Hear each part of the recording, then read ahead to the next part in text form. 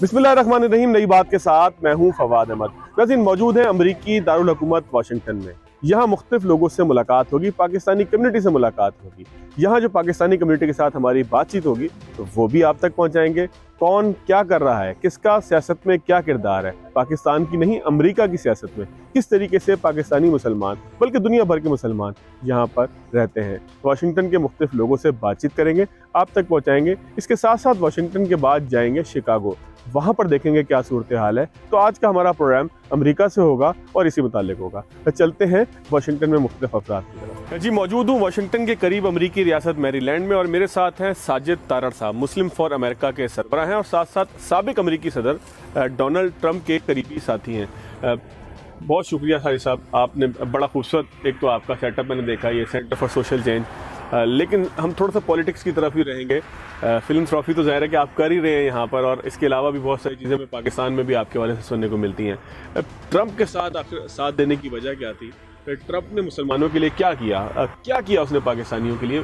मतलब कोई ऐसी चीज़ तो आप बताएं ना कि जिसकी वजह से जब मैंने आपसे बातचीत शुरू की तो आप उस वक्त भी ट्रंप के साथ वैसे ही खड़े थे कि जैसे ट्रंप की इक़्तिदार के बाद भी थे। तो इसका मतलब ये है कि आपका कोई जाविया या आपका कोई ख्याल तब्दील नहीं हुआ। ट्रंप के साथ खड़े होने की आपकी वजह क्या थी? देखिए, मैं बहसीते स्टूडेंट, लॉ स्टूडेंट और पॉलिटिकल स्टूडेंट, मैं समझता हूं कि सियासत जो है वो एक पब्लिक सर्विस है, ये कारोबार नहीं है। लोग आके इसमें से आप पैसे नहीं बनाते, इससे आप अपने बच्चे नहीं पालते।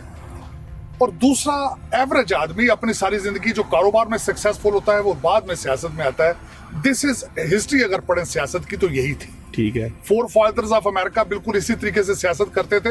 और यहाँ पे मैं ये भी मेंशन करूंगा कि अभी तक हमारी जो स्टेट्स हैं, लेजिस्लेटिव बॉडीज, जो स्टेट डेलीगेट्स होते हैं, उनको सिर्फ उतना अरसा तनख्वाह मिलती है जब असेंबली चल रही होती है। अच्छा, यानी कि घर बैठने की तनख्वाह नहीं? बैठने की तनख्वाह नहीं मिलती। ठीक है।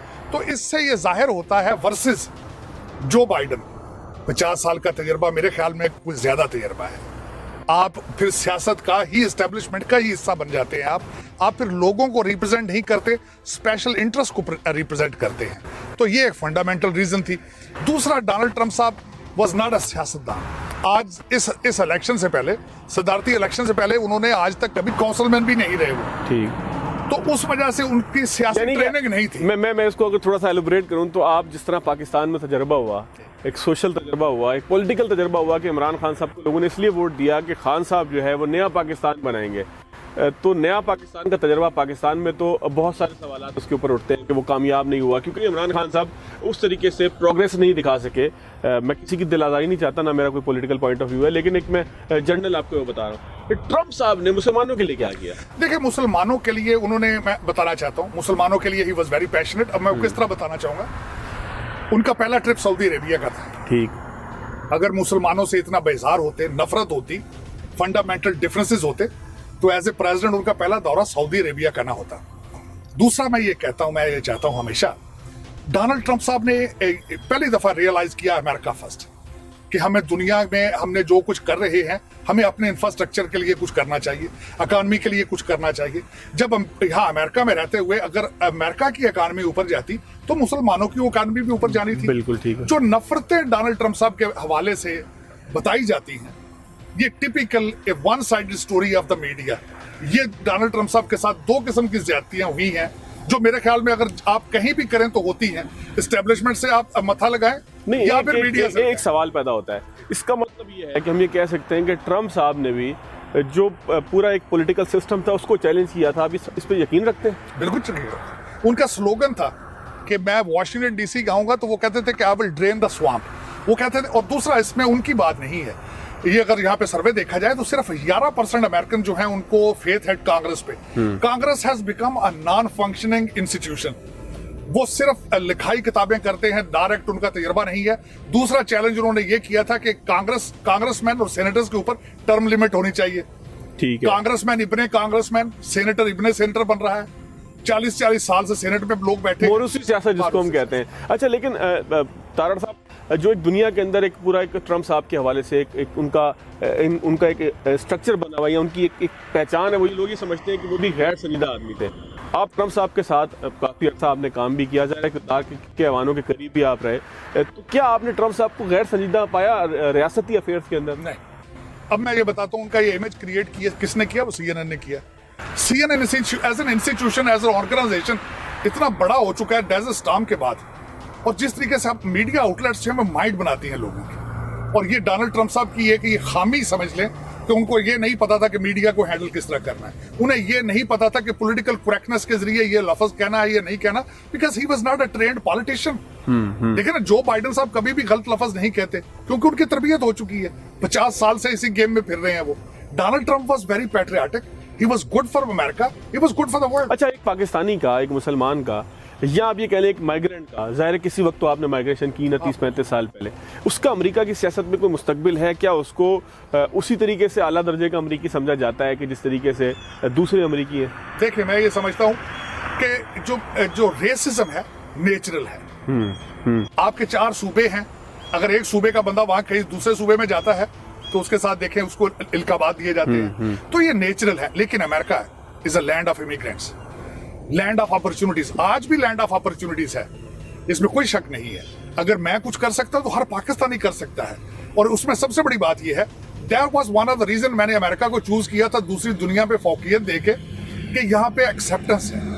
यहाँ पे वो कहते हैं कि जो आप ख्वाब देखते हैं वो ये ख्वाब अमेरिका में पूरा हो सकता है। और मेरे ख्याल में आप ये नहीं है, इसमें कई मिसालें मैं देना चाहता हूँ। गवर्नर कैलिफोर्निया के Arnold Schwarzenegger, he was born somewhere else, लेकिन गवर्नर बने। बॉबी जिंदल, निक्की हेली, दोनों इंडियन हैं। यानी कि आपके लिए या किसी भी पाकिस्तानी के लिए या किसी भी ऐसे फर्द के लिए जो अमेरिका में जो है वो माइग्रेंट होकर आया है, उसके लिए भी यहाँ पर उसी तरीके से अपॉर्चुनिटी मौजूद है। तारड़ साहब, मैं कुछ आपके ज़ाती ज़िंदगी और आपके ज़ाती कारोबार, उन तमाम चीज़ों के हवाले से बात करूँगा। नाज़रीन, मुझे यहाँ पर तारड़ साहब के एक पार्टनर मिले। मुझे उनमें अट्रैक्शन ये थी कि वो एक सिख थे, लेकिन मुझे मालूम ये हुआ कि वो तकरीबन 30-35 साल से तारड़ साहब के साथ ही हैं। उनको भी शामिल गुफ्तगू करेंगे। एक ब्रेक लेंगे, ब्रेक के बाद आते हैं।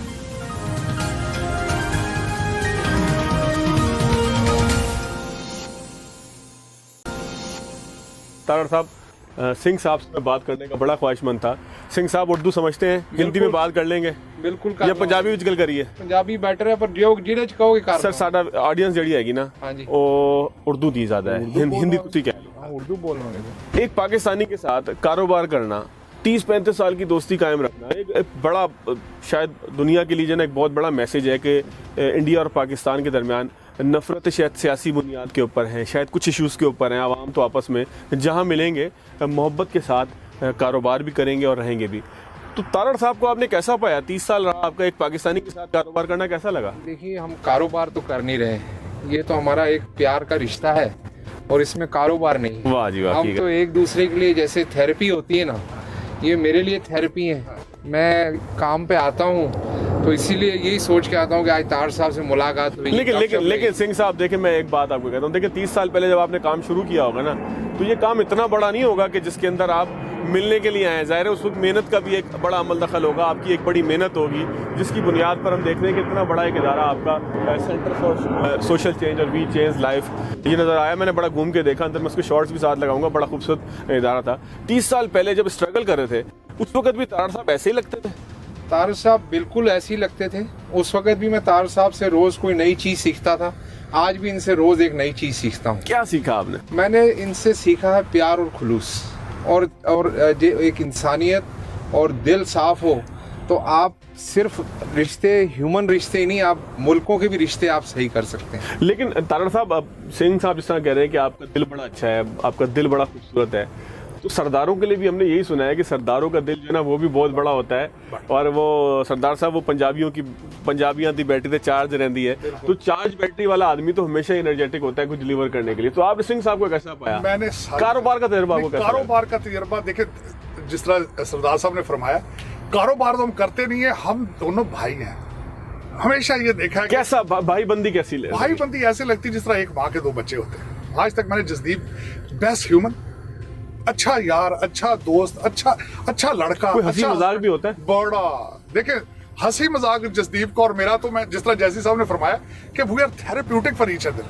हम एक दूसरे के बगैर दिन गुजार, हमारे लिए बड़ा मुश्किल होता है। हमारे सर्टेन टाइम पे डेली बेस पे उठना, कॉल करना, दिन शुरू करना, दिन एंड करना, और बॉटम लाइन ये, I can not live without. मैं थोड़ा सा जैसी साहब की तरफ बात हूँ, जैसे आप एक स्ट्रगल कर रहे हैं तारड़ साहब, और वो स्ट्रगल ये है कि वो मुसलमानों के लिए यहाँ पर ट्रंप के भी करीब गए, ट्रंप साहब से भी उन्होंने काफ़ी गुफ्तगू में आप लोगों ने बताया मुतालबात भी किए, बहुत सारी चीज़ें मनवाने की भी कोशिश की। तो आप सिख बरादरी या हिंदुस्तानी, आप रिपब्लिकन है, पहले तो ये बताएं। बिल्कुल, या मैं पॉलिटिकली इनसे रिपब्लिकन हूँ, कोई मेरी ऑर्गेनाइजेशन है सिक्स फॉर ट्रम्प। अच्छा, और सिक्स ऑफ अमेरिका भी है, उसका भी अच्छा, 2 कमरों में अलग अलग तंजीमें चल रही हैं। बिल्कुल बिल्कुल सही। तो आप लोगों का क्या रोल है ट्रंप साहब के साथ? किस हद तक आप अपनी कम्युनिटी को, किस हद तक आप जो है वो अपने जो है वो लोगों को, किस हद तक हिंदुस्तान को ट्रंप साहब के करीब ला सके? देखिए जी, हमें सबसे जो बड़ी चीज़ यहाँ पे जो हमने सीखी है कि हम इंडियन, पाकिस्तानी, हम लोग यहाँ पे मिनॉरिटियों में भी मिनॉरिटी हैं। मतलब हमारी बहुत कम गिनती है, हम चाहे हिंदू हैं या मुसलमान हैं या सिख हैं, बहुत मिनॉरिटी में हैं। तो हमने जो सबसे बड़ी चीज़ यहाँ सीखी कि हम अगर यूनाइट होते हैं, हम इकट्ठा होकर चलते तो हमारे नंबर तादाद बढ़ जाती है। तो आप लोग आपस में यूनाइटेड मुस्लिम और सिख? बिल्कुल, यहाँ पे मुस्लिम, सिख, हिंदू, क्रिश्चियन, जितने भी हम लोग साउथ एशियंस हैं, पाकिस्तान से, इंडिया से, हम लोग बिल्कुल यूनाइटेड हैं। आपस में हमारा पूरा प्यार है और हम यही प्यार इसको हम अमेरिका से भी बाहर ले जाना चाहते हैं ताकि दोनों मुल्कों में प्यार बढ़े। अच्छा, चले, तारड़ साहब के साथ तो आपका एक मोहब्बत का ताल्लुक था, 20-30 साल उस ताल्लुक के पुल के नीचे से बड़ा पानी गुजरा, आप सर्दी गर्मी सब आपने साथ देखी होगी। लेकिन क्या यहाँ पर हिंदुस्तानी और पाकिस्तानी भी मिलकर रहते हैं, आप दोनों को छोड़कर, बिसाइड यू बोथ? सर, यहाँ पे बिल्कुल ऐसा कोई माहौल नहीं है कि आपस में कोई मनमुटाव हो या आपस में कोई दुश्मनी हो। यहाँ पे तीनों कम्युनिटियाँ, चारों कम्युनिटियाँ, जितने भी हम साउथ एशियंस हैं, यहाँ पे हम दिवाली पे भी एक साथ होते हैं। अच्छा, ईद खुशी भी मिलके हम सब ईद भी इकट्ठे मिलके मनाते हैं और गुरपुरब जो हमारे बैसाखी आती है, गुरपुरब आते हैं, वो भी हम सब एक दूसरे के त्योहारों में शामिल हैं। मैं एक आपसे आखिरी सवाल पूछ के मैं चाहूँगा तारड़ साहब से कुछ गुफ्तगू करके मैं इसको क्लोजिंग की तरफ लेके जाऊँ। करतारपुर का इतना बड़ा एक पाकिस्तान ने इनिशिएटिव लिया, जाहिर है कि आपका एक मजहबी जो किबला था वो आपके लिए ओपन हो गया। उस सारे फैसले को सिख बरादरी जो ओवरसीज़ है, इंडिया में नहीं है, ज़ाहिर है इंडिया से, तो मैं कई लोगों से मेरी बात हुई, इंडिया जो करतारपुर आते हैं तो बहुत खुश थे। यहाँ जो ओवरसीज़ हैं वो कितने खुश हैं इस फैसले से? देखिए, सिख कहीं भी चला जाए, भले इंडिया में है या बाहर मुल्क में कहीं भी रह रहा हो, सिखों का पाकिस्तान के साथ एक अटूट रिश्ता है जो कभी टूट नहीं सकता। और आपका ताल्लुक भी पिंडी से है? बिल्कुल, मेरे पेरेंट्स थे वो लोग रावलपिंडी से भारत गए थे और हर सिख की, हमारे गुरुओं की, हमारी एंसेस्ट्री जो है वो बिल्कुल पाकिस्तान से जुड़ी है, जो कभी ख़त्म नहीं हो सकती। तो एक सिख के लिए तो पाकिस्तान हमेशा एक घर रहेगा ही। बिल्कुल। और एक जो पाकिस्तान के लिए जो हमारा प्यार है, जो एक इमोशनल टाइज है, वो कभी खत्म नहीं हो सकता। बिल्कुल ठीक है। तारड़ साहब, बिल्कुल एक आखिरी चीज़ बताइएगा, पाकिस्तान में सैलाब की बड़ी तबाहकारी है, ओवरसीज़ पाकिस्तानियों से बड़ी उम्मीद है। मैं खुद सिंध से ताल्लुक़ रखता हूँ, कराची से आया हूँ, मैं पूरे सूबे के अंदर में घूमा, मैंने एक एक शहर देखा।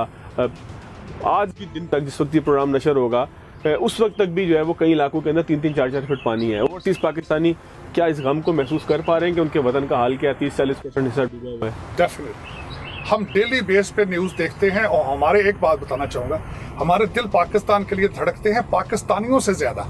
क्या बात है! क्योंकि मादरे मिल्लत है और हम हर उस भाई के साथ खड़े हैं। और बल्कि यहाँ फंड रेजिंग कर रहे हैं, मैं खुद कर रहा हूँ, सरदार साहब भी कर रहे हैं, सरदार साहब भी कर रहे हैं।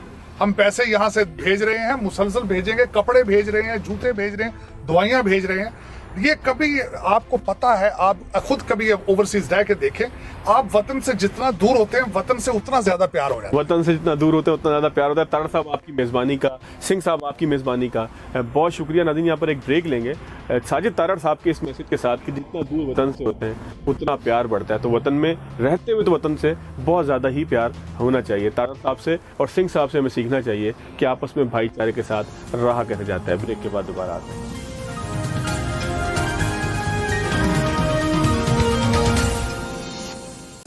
ब्रेक के बाद खुशामदीद।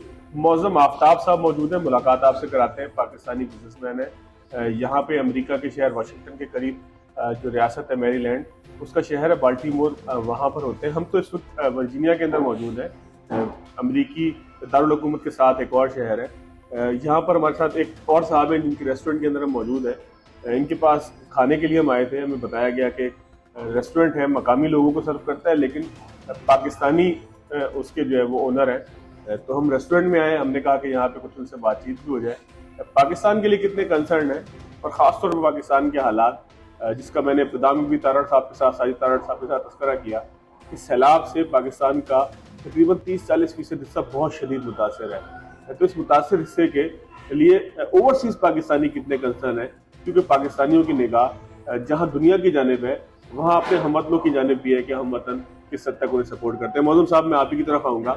बहुत शुक्रिया। एक तो खाना जो आपने यहाँ पर भाई की निसार ढिल्लू साहब के साथ जो आपने होस्ट किया, एक तो उसका भी शुक्रिया। ये फरमाइएगा कि पाकिस्तान में, जिस तरह मैंने इब्तिदा में भी कहा, कि एक बड़ा हिस्सा पाकिस्तान का सैलाब से मुतासर है। इस तकलीफ के मौके पे दूर बैठकर, ज़ाहिर पाकिस्तान में आप नहीं है, दूर बैठकर आप कैसा महसूस करते हैं कि पाकिस्तानियों की क्या मदद हो सकती है और क्या मदद के लिए आप कर रहे हैं? जी, thank you very much Fawad भाई, आपने हमें मौका दिया ये जो कि पाकिस्तान में इस वक्त डाइजेस्ट चल रहा है उसके ऊपर बात करने का। तो जिस तरह आपने फरमाया कि पाकिस्तानी पाकिस्तान में रहते हुए तो ऑफकोर्स वो कर ही रहे हैं, जो कि हम यहाँ पर पाकिस्तान से बाहर रहते हुए हम क्या कर रहे हैं वो हम आपसे शेयर करते हैं कि अल्हम्दुलिल्लाह हमने मैरीलैंड में बाल्टीमोर में हमने अपना एक फंड रेजिंग रेज किया ये सैलाब ज़दगान के लिए, इमदाद के लिए। जो हमारे भाई जिसका आप नाम ले रहे हैं, साजिद तारक साहब, गुल शेरसाई साहब, जो कि पाकिस्तान हाउस से रिप्रेजेंट करते हैं मैरीलैंड में, हाफिज़ हबीबुल्लाह साहब, माजिद साहिद साहब, इस तरह के हमारे और पाकिस्तानियों ने मिलकर एक फंड रेजिंग का इत्माम किया और अल्हम्दुलिल्लाह हमने $1.5 लाख जो US डॉलर पाकिस्तान सैलाब ज़दगान के लिए हमने इकट्ठा किया, जो कि एक अच्छी अमाउंट है। और इतनी ज़्यादा हमने कम्युनिटी भी नहीं बनाई थी, थोड़े से जो बिजनेसमैन। अच्छा, जब पाकिस्तान के हालात जब आप सुनते हैं कि पाकिस्तान में हालात ठीक नहीं है, माशी हालात बड़े ख़राब हैं, तकलीफ का एक माहौल है, तो एक दूर बैठकर एक अच्छी ज़िंदगी गुजारते हुए जहाँ तमाम सहूलियात भी हो, क्या एहसास होता है? अपने फौज भाई, हमें इस चीज़ की बहुत तकलीफ होती है कि पाकिस्तान पहले ही इन चीज़ों का मुतमद नहीं था, और उसके ऊपर ये जब सैलाब की आफत पाकिस्तान के ऊपर आई तो ऑफकोर्स के बहुत तकलीफ ज़्यादा वो टाइम था, और हम पाकिस्तान के मामलात के ऊपर ये बहुत कंसर्न है, स्पेशली जिस तरह पॉलिटिशियन सिस्टम चल रहा है हमारे मुल्क के अंदर। कोई हम इस तरह अपने मुल्क को सपोर्ट करते हैं, हम किसी को पार्टी को सपोर्ट नहीं करते, अदर देन पोलिटिकल सियासत को अगर छोड़कर हम पाकिस्तान के लिए एक कंसर्न है कि हमारा मुल्क जो है एक दिल धड़कता है पाकिस्तान के लिए, ये सिर्फ कहा जाता है? नो, बिल्कुल ये नहीं, सिर्फ कहा जाने तक नहीं है, हमारा पाकिस्तान के लिए हमेशा दिल धड़कता है। और अल्हम्दुलिल्लाह हमारे जो आने वाली जनरेशन है, हमारे बच्चे हैं, उनका भी इसी तरह दिल धड़कता है जिस तरह हमारा धड़कता है। और मैं ये दावे से कह सकता हूँ कि जो पाकिस्तान के अंदर बैठे हैं उनसे ज़्यादा हम जो मुल्क से बाहर रहने वाले बंदे हैं उनका पाकिस्तान से ज़्यादा लगाव है। अच्छा, बिल्कुल। दिल्लू साहब की तरफ में आऊँगा। दिल्लू साहब, आपने माशाल्लाह मैंने खाना आपका खाया, बड़ा मज़े का था। क्या गोरे भी पाकिस्तान की इन डिशेस को, इन कबाबों को, इन बारबेक्यू को पसंद करते हैं? जी, हमारी जो कम्युनिटी है most likely same like Islamabad की तरह ये सारा फेडरल एरिया है। अच्छा। तो तकरीबन 90% जो गोरे हैं वो स्टेट डिपार्टमेंट में काम करते हैं और डिफरेंट कंट्रीज़ में जाते रहते हैं, और आके फिर बताते भी हैं कि वो पाकिस्तान का फूड बहुत ज़्यादा पसंद करते हैं। तो इसलिए वो ड्यू टू दैट रीज़न के वो हमारे बड़े रेगुलर कस्टमर हैं और बड़ा अप्रिशिएट करते हैं, और बड़ा हमारे हार्डवर्क को बड़ा अप्रिशिएट करते हैं, तो बड़ा खुश होते हैं। तो हार्डवर्क की आपने बात की, तो क्या आप पाकिस्तान से आने के फ़ौरन बाद ये रेस्टोरेंट खोलने में कामयाब हुई, या इसके पीछे एक जद्दोजहद की आपकी? सर, ये सिर्फ मेरी स्टोरी नहीं है, ये सारे हमारे जो फॉरेनर हैं, पाकिस्तानी कम्युनिटी है, तो बेसिक बड़े प्रोसेस हार्डवर्क से हमें गुजरना पड़ता है। बेसिक थिंग्स होती हैं, पहले पेपर्स के लिए हार्डवर्क करते हैं, जब बंदा लीगलाइज होता है फिर उसके बाद फिर बिज़नेस की जो जद्दोजहद होती है वो शुरू करते हैं। तो अल्हम्दुलिल्लाह जिस तरह जैसी नीयत होती है अल्लाह ताला ज़ात वैसा ब्लेस करती है। तो आपने माशाल्लाह रेस्टोरेंट बनाया, अल्लाह ताला इस को कामयाब भी करे। आमीन। नाज़रीन, एक ब्रेक लेते हैं। ब्रेक के बाद शिकागो की तरफ चलेंगे, या हो सकता है वाशिंगटन में, मैं यकीन से कह नहीं सकता। जहाँ भी मौजूद होंगे आपको पाकिस्तानी से मिलेंगे।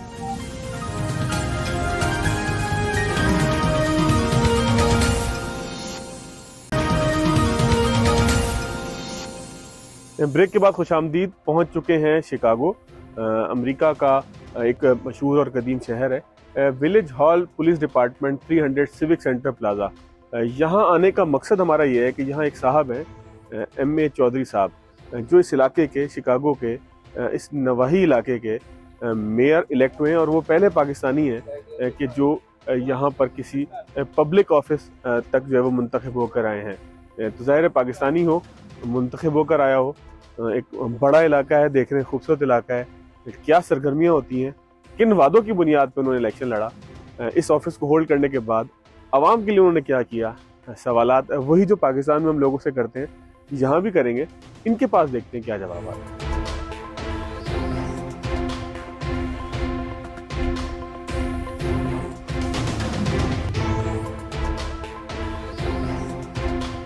खुशगवार हैरत जब होती है कि जब हम अपने किसी पाकिस्तानी को किसी ऐसे मकाम पर देखते हैं कि जो लीडिंग पोजीशन हो, कि जहाँ से कहा जा सके कि किसी न किसी हद तक कोई हुक्मरानी का मामला भी है। तो अमेरिका में भी हमने ऐसे ही देखा कि पाकिस्तानी जो है वो इन्वॉल्व है उन तमाम एक्टिविटीज़ के अंदर कि जिनको हम किसी हद तक इंतज़ामी या हुकूमती एक्टिविटी कह सकते हैं। चौधरी M. खोकर साहब विलेज प्रेसिडेंट हैं, यहाँ के मेयर हैं, हमारे साथ मौजूद हैं। चौधरी साहब, पाकिस्तान में तो लोगों के मसाइल मुख्तलिफ हैं, लोगों को रोटी चाहिए, कपड़ा चाहिए, मकान चाहिए, बिजली चाहिए, सीवरेज का सिस्टम चाहिए, एजुकेशन का मामला है, सड़कें नहीं हैं, यहाँ तो सब कुछ मौजूद है। तो आपके सियासी नारे क्या होते हैं? ये तो मैंने तारुफ आपका कराई दिया कि यहाँ एक बात है कि हम ऐसी चीज़, कोई ऐसी फॉल्स इंफॉर्मेशन या मिस लीडिंग इंफॉर्मेशन स्प्रेड नहीं कर सकते, क्योंकि हम अकाउंटेबल हैं। झूठे वादे नहीं करते, कोई झूठा वादा नहीं है, कोई नहीं। हम देखते हैं कि ये what we can do, what we can not do, what will be impact, तो उसमें हर चीज़ जो है मतलब कि सोच के लीगल वे से करनी होती है। तो आपकी नॉमिनेशन होती है, इलेक्शन? नहीं, ये डायरेक्ट इलेक्शन से मैं आया हूँ। तो कैसे आ गए यहाँ? तो पाकिस्तान से आने के बाद शनाख्त बनाते बनाते लोकल्स ने आप पे ट्रस्ट कैसे किया? ये देखें, मैं पाकिस्तान से आया हूँ 35 ईयर्स। ठीक है। तो मैं यहाँ रहने के लिए नहीं आया था, मैं यहाँ जॉब के लिए नहीं आया था, मैं यहाँ आया था हायर एजुकेशन के लिए। ठीक है। तो आ गया 85 में शुरू में आया मैं। 86 में मैंने UIC ज्वाइन कर ली थी, मास्टर्स किया क्रिमिनल जस्टिस में 2 इयर्स। तो उसके बाद फिर मैंने कहा कि उस वक्त नहीं पता था कि पाकिस्तान में जो लॉ है इतना, वहाँ तो ज़रा इतना नहीं ना प्रेस्टिजियस नहीं है, तो यहाँ तो चीज़ और है। तो कहा कि लॉ कर लेंगे, तो जॉन मार्शल अटेंड किया लॉ स्कूल। तो उसके बाद 94 में मैंने यहाँ डेमोक्रेटिक पार्टी का फर्स्ट मीटिंग जो थी ना वो ज्वाइन की थी। ये हमारे सेनेटर हैं डिक्टर पर। ठीक। तो फर्स्ट मीटिंग उनके साथ हुई।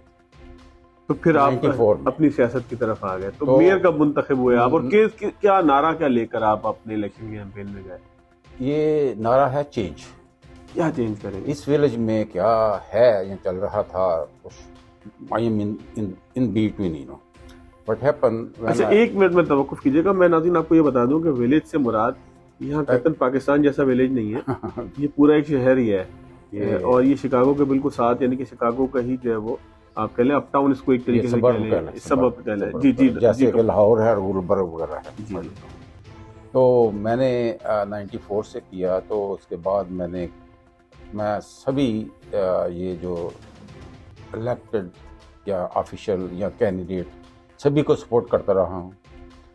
तो उसके बाद मैंने 2014 में प्रीसिंक्ट कमेटी पर्सन था, अर्ली 2000। तो from on I have been.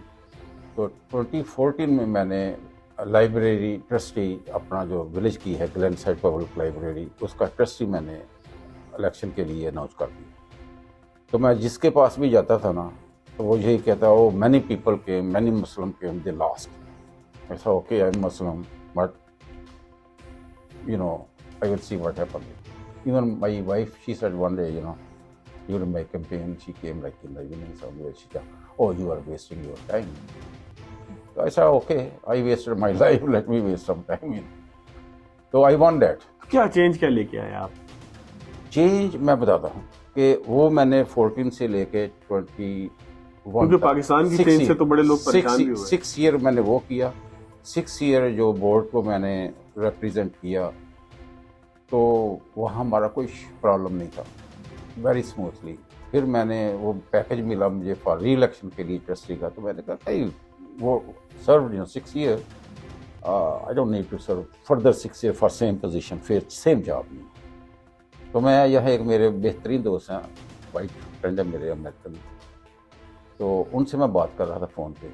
मैंने कहा mister Wali, I serve 6 year as a trustee and for next 6 year to me I am wasting time, you know. उन्होंने कहा कि भाई क्या करना चाहते हो, विलेज का ट्रस्टी है उसके लिए। मैंने कहा सेम पोजीशन विलेज ट्रस्टी और board library, so if I go I will go for president. He laughed at me. अच्छा, तो ओके, लेकिन he advise me that if you want to run for this election of this, तो village ये board के जो meeting है वो attend करें। मैं मीटिंग पे आ गया, तो यहाँ के जो village administrator manager chief, he came to me, he walked up to me in the village, in the council chamber. Oh, you are the only citizen who is here, so how can I help you, sir? I want to run for president. Unexpected. कितने answer. % Vote मिले आपको? मुझे vote थोड़े मिले हैं, I got 500. लेकिन जीते तो सही ना आप। Yeah, that's the reason. I'm अच्छा, here. कैंपेन यहाँ किस तरीके से चलाते हैं? मारामारी भी होती है? ये नहीं, कोई मारामारी नहीं है, थोड़ा बहुत हुआ है पहले, पर मेरे साथ नहीं। मुकाबला कौन था? मुकाबले के हम एक फॉर्मर मेयर थी यहाँ की लिंडा जैक्सन, 30 ईयर से थी वो मेयर। ठीक है। एक फॉर्मर ट्रस्टी और एक और रियल स्टेट बिजनेसमैन।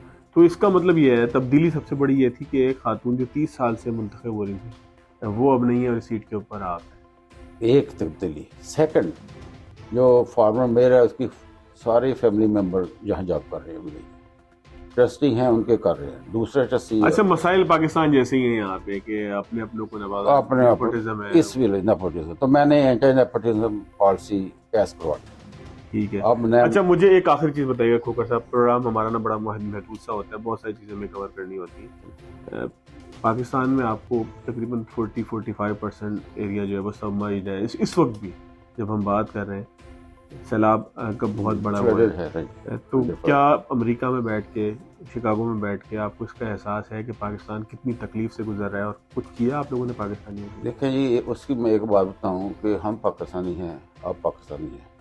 जितनी जल्दी आपको टाइम मिला ना यहाँ आके बात करने का, ये ऐसे नहीं होता है। आप पाकिस्तान में देखें कैसा होता है। बिल्कुल ठीक। Within minutes you are here, number 1। Number 2, हम रोज़ाना पाकिस्तानी न्यूज़ वॉच करते हैं, हर रोज़, नंबर 1। नंबर 2, ये फ्लड है, कोई भी डिजास्टर वहाँ होता है तो हमें पता होता है। उसके लिए मैंने फंड रेज किया है। How much is that I don't know, but still we are people, I mean one of my friend, you know, she is white lady, कर रहे हैं, यानी कि आप वी आर वर्किंग, चले। We are more vigilant than people who live in Pakistan. जी, नाज़रीन, Chaudhry MA खोकर साहब हमारे प्रोग्राम के आखिरी मेहमान थे। आज का प्रोग्राम इख्तिताम की तरफ जाता है।